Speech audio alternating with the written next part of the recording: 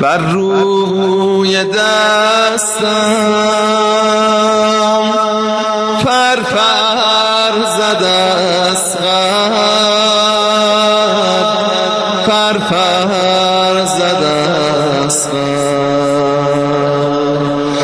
آتش به جان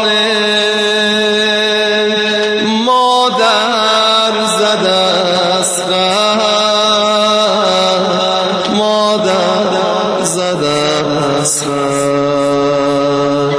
ای علی اصغر مزن آتش به جانم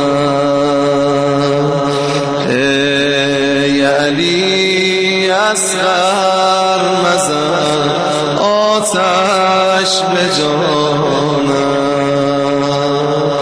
بر روی دستم فرفر زده است آروم به سینه‌تون بزن فرفر زده است آتش به جان مادر زده است مادر زده است ای علی اصغر از سینه آتش به جانم ای علی انشالله این سینه هایی که زده میشه باعث بشه که دور و بر گناه هیچ کدوممون نچرخید و گناهانی که مرتکب شدیم همش بریزه از بدنمون اصغر مزن آتش به جانم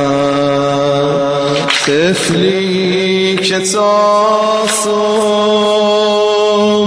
بیدار بوده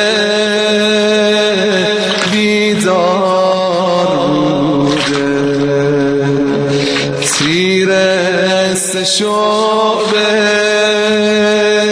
خوابش نموده خوابش نموده ای علی اصغر مزن آتش به جانم ای علی اصغر اصغر مزن